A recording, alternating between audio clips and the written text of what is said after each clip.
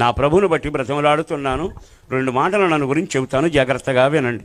నా పేరు మీలో చాలామందికి తెలుసు. మా నాన్నగారు వైర్లెస్ డిపార్ట్మెంట్లో, పోలీస్ డిపార్ట్మెంట్లో వైర్లెస్ ఆపరేటర్గా జాబ్ చేస్తూ ఉండేవాడు. మా తాతలు కానిస్టేబుళ్ళు, మా పినతండ్రులు తెలంగాణలో ఎస్ఐలు. ఇది మా కుటుంబ చరిత్ర. కొద్దిగా పొలం స్థలాలతో ఉంటుండగా బందరులో మేము ఉండేవాళ్ళం. అక్కడ మా నాన్నగారు ఉద్యోగం చేస్తూ చక్కని ఇల్లు కట్టడం కూడా జరిగింది. కానీ ఒకరోజున ఆయన కూటానికి వెళితే అక్కడ దైవజనులు దేవుని వాక్యాన్ని వివరంగా చెప్పి, కాలు జారితే కనబడని లోకానికి వెళతావు, తగలబడతావు అనే వాక్యం ద్వారా మార్పు చెంది ఆయన దేవుని బిడ్డగా మారాడట. మారిన తర్వాత ఉద్యోగం చేస్తుండగా ప్రభు సేవకు పిలిచాడు. సేవకు పిలిచేటప్పటికీ అన్నీ వదిలిపెట్టి మా ఇంట్లో ముగ్గురు, అక్క, చెల్లి, నేను, ముగ్గురిని మూట కట్టుకుని తీసుకొచ్చి హనుమాన్ జంక్షన్ దగ్గర ఓ చిన్న పల్లెటూరు కానుమోలు ఉంటే అక్కడికి తీసుకొచ్చి అక్కడ కూర్చోబెట్టి సేవని ప్రారంభించాడు. అప్పటి వరకు చక్కని తిండి, చక్కని హోదాతనం, అన్ని విధాలుగా మా పరిస్థితి చాలా దీవెనకరంగా ఉంది. సేవ అని వచ్చి అడుగుపెట్టాక దరిద్రమంతా మా చుట్టాలు అయ్యారు. ఓ రకంగా చెప్పాలంటే కష్టాలని ఆటో కట్టుకుని మా ఇంటికే వచ్చినట్టున్నాయి. తినడానికి తిండి ఉండేది కాదు, కట్టడానికి బట్ట ఉండేది కాదు, వేసుకునేందుకు చెప్పులు ఉండేవి కాదు, చదువుకునే పుస్తకాలు ఉండేవి కాదు, ఫీజు కట్టే పని అస్సలు లేకుండా పోయింది. మా నాన్నగారు మాత్రం సేవ అంటూ తన కార్యక్రమాన్ని కొనసాగిస్తుండగా పరమ దరిద్రం వంచినప్పుడు నాకు కోపం, బాధ రెండూ కలిగి మా నాన్నగారిని గురించి, సేవల గురించి భయంకరంగా మాట్లాడుతూ ఉండేవాడిని. అలాంటి దినాన నా తల్లి నన్ను చేరదీసి, అయ్యా ఇది దేవుని సేవరా, దేవుడు ఆశీర్వదిస్తాడరా అని సముదాయిస్తుంటేనేమో కోపం చల్లబడేది, కడుపు నిండకపోతే జీవితం అంతా మంట మండిపోయేది. అలాంటి పరిస్థితుల్లో నా దేవుడు నన్ను దర్శించడం, మమ్మల్ని దర్శించడం, ఈ సేవ కొరకు నిర్ణయించడం జరిగింది. మా నాన్నగారు, తల్లి అంటే ఇద్దరు కలిసి నన్ను సేవకు సమర్పించారు. నువ్వు కొడుకురా అని. అలాగే అని అనుకున్నారు. నాకు చిన్నప్పటి నుంచి అలవాటు ఏంటంటే పెద్దోళ్ళని బాధ పెట్టడం మాత్రం ఉండదు. కానీ పెద్దోళ్ళు చెప్పినట్టు చేస్తాను అనుకోబాకండి. పైకి మాత్రం యాక్షన్ చేస్తూ వెళుతూ ఉండేవాడిని. అలాంటి భయంకరమైన పరిస్థితుల్లో చిన్నప్పటి నుంచి నాకు భయం ఎక్కువండి. ఏ భయం? ఎక్కడైనా సమాధి పెట్టొచ్చిందా నాకు దడబుట్టేది. ఎక్కడైనా భయంకరమైన సావు గంటలు వినబడ్డాయా నాకు కంగారు అయిపోయేది. అర్జెంటుగా పుస్తకాలు లోపల పడేసి నెత్తి మీద నీళ్లు పోసుకుని గుళ్ళోకి వెళ్ళి ఎర్ర బైబుల్ తీసుకుని ఏం ఏడ్చినా ఏడ్చేవాడిని. ఎందుకు ఏడ్చామని మీరు అడగకూడదు, నాకే తెలియదు. భయం అట్లా ఏడిపించింది. చివరికి జరిగింది ఏమిటో తెలుసా? ఆ తర్వాత ఒక రోజుకి తెప్పరి వెళ్ళేవాడిని, మరలా బడికి వెళ్ళేవాడిని. సావకుండా ఉంటారా జనం? సమాధి పెట్టలు రాకుండా ఉంటాయా? అంటే సమాధి పెట్టి వచ్చినప్పుడల్లా సావు కవర్ వచ్చినప్పుడు మారు మనసు వచ్చేది నాకు. ఏంటి నవ్వుతున్నారు? మీరేం తక్కువ వాళ్ళ? ఎవరికాళ్ళే మారు మనసు ఎన్నిసార్లు పొందలేదండి? రోగం వచ్చినప్పుడల్లా మారు మనసు వచ్చింది. మీ జీవితంలో బాధలు వచ్చినప్పుడల్లా మారు మనసు వచ్చింది. ప్రభువా ఈసారిగా నన్ను బతికిస్తే నీ కొరకే జీవిస్తానే వాళ్ళు లేరు. అయితే విచిత్రమైన అనుభవం ఏంటంటే అలాంటి పరిస్థితుల్లో ఒక రోజున నేను స్కూల్కి వెళుతుండగా, మేము బేపన బజార్లో ఉండేవాళ్ళం.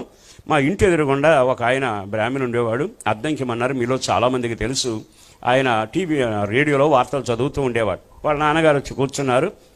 మాట్లాడినాక తిన్నగా బయలుదేరి స్కూల్కి వెళ్ళి వచ్చేటప్పటికి మా నాన్నగారు చెప్పారు, అంకుల్ చనిపోయారు అని. ఏడ్చానండి. 45 నిమిషాలు ఏడ్చా. మా నాన్న ఆపలేక ఆడి కర్మ ఎప్పుడు ఆపుతాడు అని వదిలేసినట్టున్నాడు. నాకు ఓపిక సన్నగిల్లేక ఆపినాక అప్పుడు మా నాన్న అన్నాడు, ఎరా అంకులంటే అంత ప్రేమ అని. ప్రేమ కాదు, నేను చేస్తానేమని భయం. సావు భయం మనిషిని వెంటాడిన పరిస్థితిలో భయంకరంగా ఉండగా ఒక రోజున వాక్యం చెప్పారు. ఆ వాక్యం ద్వారా మార్పు చెంది దేవుని బిడ్డగా మారాను. కానీ ఆ రోజున దేవుని నమ్మాను. కానీ నా దరిద్రం ఇప్పటికీ నాకు గుర్తుంది. ఒకే నిక్కరు, ఒకే షర్ట్తో నేను కాన్మూల హై స్కూల్లో చదువుకున్నా. నా తల్లి నాకు, నా చెల్లికి అన్నం పెట్టి మంచిళ్ళు మాత్రమే తాగిన రోజులు చాలా ఉన్నాయి. అలాంటి భయంకరమైన పరిస్థితుల్లో నెమ్మదిగా హై స్కూల్ పూర్తి చేశాక గుడివాడలో ఉన్న ఏఎన్ఆర్ కాలేజీకి తీసుకుని వెళ్ళి మా నాన్నగారు, అయ్యా నువ్వు సేవ చేయాలరా అంటూ అదే చదవాలరా అని చెప్పి తీసుకెళ్ళి కాలేజీలో జరిపించి, ఒక్కడవే కొడుకు నువ్వు ఎంతైనా చదువు అన్నాడు. ఆ తదుపరి సరేనన్న తర్వాత చివరి మాట చెప్పాడు, నువ్వు లోపలికి వెళ్ళి నేను బయటికి ఇంటికి వెళ్తాను, ఎంత చదివినా సేవే చేయాలన్నాడు. కడుపు మండిపోయింది. ఆయన చేసినందుకేగా కళకు చెప్పులు లేవు. ఆయన సేవను మొదలు పెడితేనేగా ఒంటికి బట్టలు లేవు. సేవను మొదలు పెడితేనేగా బ్రతికెట్లా అయిపోయింది.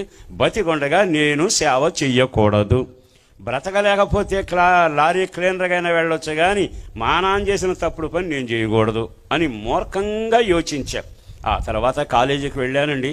అక్కినేని నాగేశ్వరరావు గారి కళాశాల. విచిత్రం ఏంటో తెలిసి అక్కడికి వెళ్ళాక కళలన్నీ అబ్బాయి.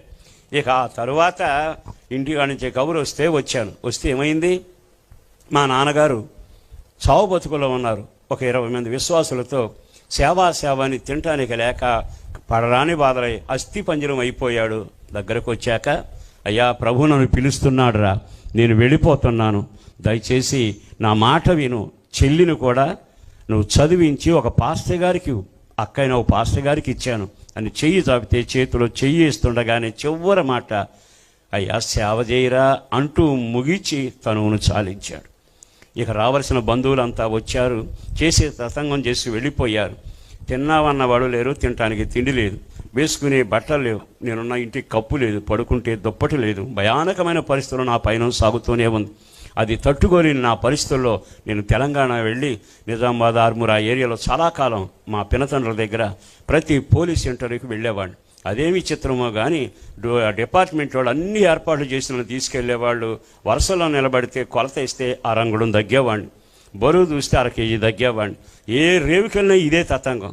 అప్పుడు అనుకున్నాను, దేవుడే నాకు శత్రువు అయిపోయాడని వేదన పడి నెమ్మదిగా తిరిగి వచ్చేసి ఇక హైదరాబాద్ వచ్చాడు. ఇంకో పినతండ్రి ఆపి అక్కడెవరో ఒక ప్రైవేట్ కంపెనీలో ఉద్యోగం చూస్తే ఉదయాన్నే స్నానం చేసి అక్కడికి వెళ్ళగానే జనం గుంపులుగా తిరుగుతూ తెల్ల షర్ట్ మీద నల్ల రిబ్బన్ పెట్టుకున్నారు. ఎందుకు పెట్టుకున్నారు నాకు అర్థం కాక అడగగానే, నిన్న ఉద్యోగం నీకు ఇస్తానన్నాడు ఉన్నాడు కదా అన్నాడు. అవును, నిన్న ఇస్తానని వాడు వచ్చాను అని.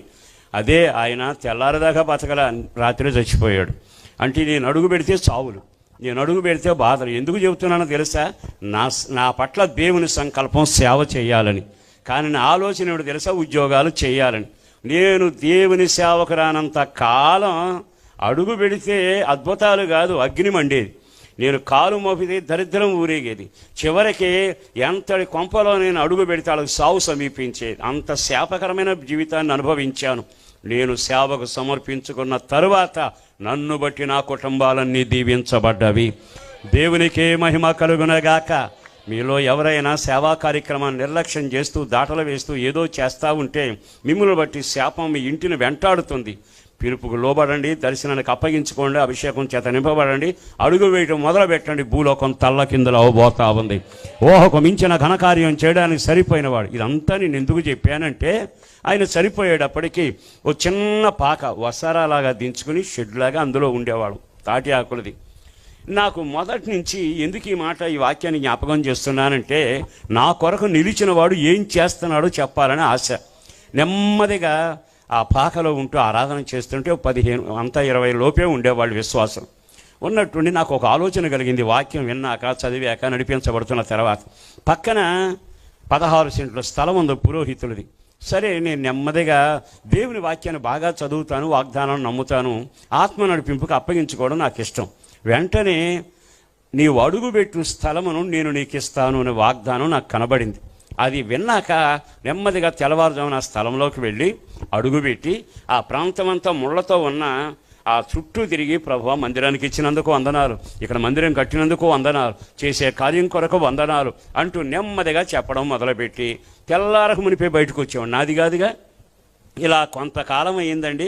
నమ్మకం బాగా కుదిరింది, దేవుడు కార్యం చేస్తాడని ప్రభు మీద విశ్వాసం పెరిగింది. సరిగ్గా అది జరుగుతున్న రోజుల్లో మాకు ఎదురుగుండా ఆయన బిల్డింగ్ ఉంటుంది, స్థలం ఆసాం బిల్డింగ్. కొంతమంది 10-20 మంది పైకి ఎక్కెళ్ళారు. నేను చూస్తున్నాను ఏంటికి వెళ్ళారా అని. ఒక 10 నిమిషాల తర్వాత ఆయన నాకు పిలిపిస్తే వీళ్ళంతా వచ్చారు. ఆ స్థలం కొంటారట, పశువులు గడ్డిబాము పెట్టుకుంటారట, వాళ్ళు అడగటానికి వచ్చారు అని. ఇక అప్పుడు నాకు భూమి గిర్రం తిరిగినట్టు అనిపించింది. ఇంతకాలం ప్రార్థన చేశాను కానీ పని జరిగేటట్లేదుగా. అంటే ఇంతకాలం ప్రార్థన చేస్తే అడుగు పెడితే నీ అడుగు నేతిలో పడుతుందని, నీవు అడుగు పెట్టిన స్థలం నీకు ఇస్తానని, అబ్రహమా నీవు నడవడం కుదిరితే ఎంత పక్కైనా ఎంత దూరమైనా ఎన్ని దిక్కులైనా నడు, నేను ఇస్తానన్నవాడు మరి ఏంటి ఇలా అయిపోయింది అనుకుంటూనేమన్నా. వెంటనే ఆయన ఏమన్నాడు తెలుసా? మీ నాన్నగారి దగ్గర నుంచి ఈ బజార్లో మీరు ఒక్కళ్ళే ఉంటూ చక్కని సేవ అంటూ ప్రారంభించారు. అయితే వాళ్ళు పశువులు కట్టుకుంటే జరిగేది ఏమిటంటే మీ వాళ్ళు ఎవ్వరు అక్కడ కూర్చోవడానికి అవకాశం ఉండదు. అందుకని నాకెందుకు ఒక మంచి ఆలోచన కలిగింది, ఆ స్థలం నీకే ఇవ్వబోతున్నాను. ఆ మాట అనగానే క్రిస్మస్ పండుగ వచ్చేసిందండి. ఇక ఆనందమే. కానీ ఒక అడుగు కిందకి దిగి నిలబడ్డాను. ఎందుకు నిలబడ్డావు అన్నాడు ఆయన. అదేనండి నా దగ్గర పైకం లేదు అన్న. పైకం లేదు అనగానే ఆయన ఏమన్నాడు తెలుసా? రేటు చెప్పానా? పైకం అడిగానా? ఎప్పుడు ఇస్తావని అడిగాను. నేను అడగలేదుగా. అవన్నీ పక్కన పెట్టు, నీ దగ్గర ఉన్నప్పుడు తీసుకొచ్చివ్వు, కానీ నువ్వు అర్జెంటుగా వెళ్ళి నువ్వు ఆ స్థలాన్ని స్వాధీనం చేసుకో. నాకు ఆ పాట బాగా అలవాటు. ఏదది? మాట్లాడదామండి? లేదు. చెప్పండి. ఆయన అడగగానే చెప్పిన మాట నా దగ్గర పైకం లేదు అని. నా దేవుడు ఎవరో తెలుసా? పాట మార్చేవాడు. నా దేవుడు ఎవరో తెలుసా? కార్యాన్ని చేయగలిగిన వాడు.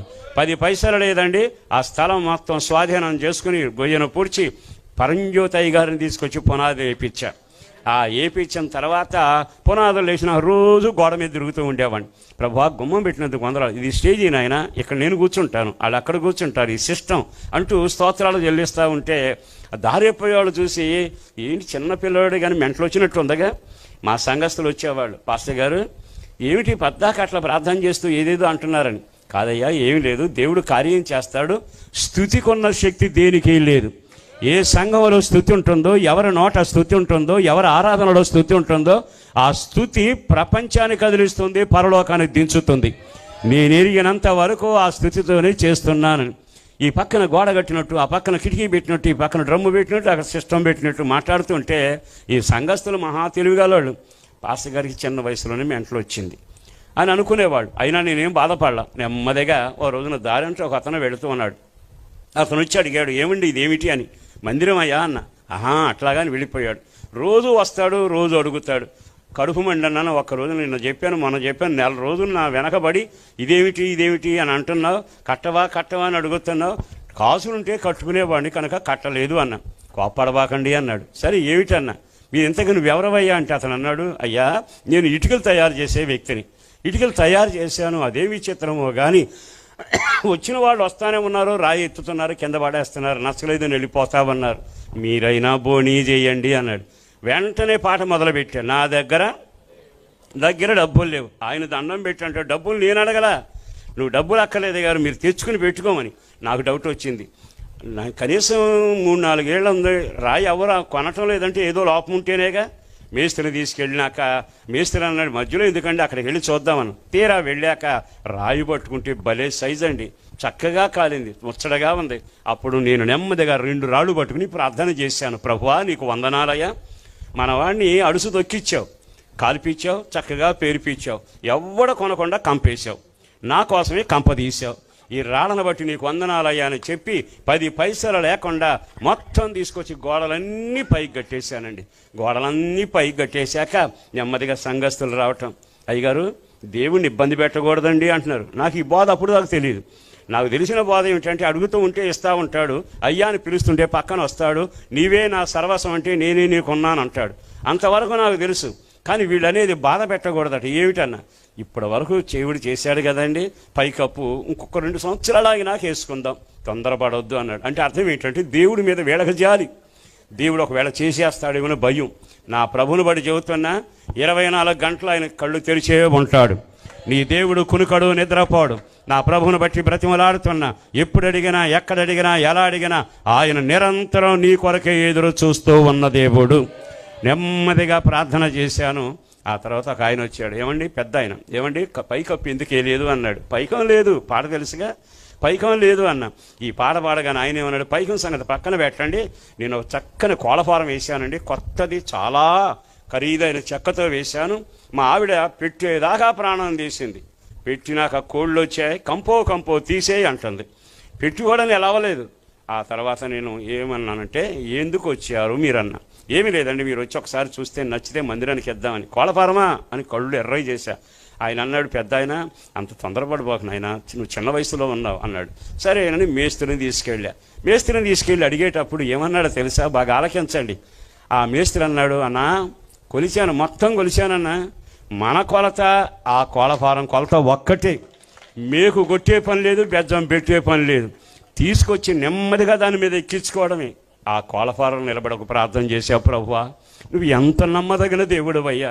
నేను రేవుకు రాకమునిపే పొయ్యి అంటూ ఇచ్చావు, నేను రేవుకు రాకమునిపే, నేను సేవకు రాకమునిపే నా కొరకు ముందే పొయ్యి అంటూ ఇచ్చావు, రొట్టెను పెట్టావు, చేపను పెట్టావు.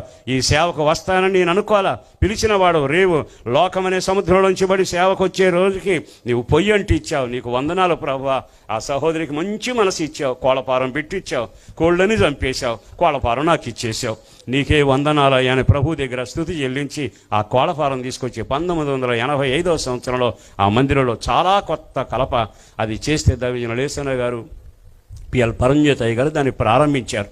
నేను ఎందుకు ఈ సంగతి జ్ఞాపకం చేస్తున్నానంటే, నా దేవుడు నీ కొరకు నిలిచున్నాడు, నా దేవుడు నీ పిల్లల కొరకు నిలబడ్డాడు, నా దేవుడు రేవులోకి వచ్చింది నీ కోసమే నిలబడ్డాడు. ఎందుకో తెలుసా?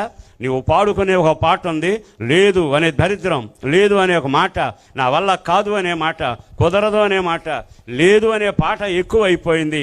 నీ బ్రతుకును నేను ఒక పాట మార్చబోతున్నాను, నీ బ్రతుకును ఒక ఆశీర్వాదకరంగా చేయబోతున్నాను.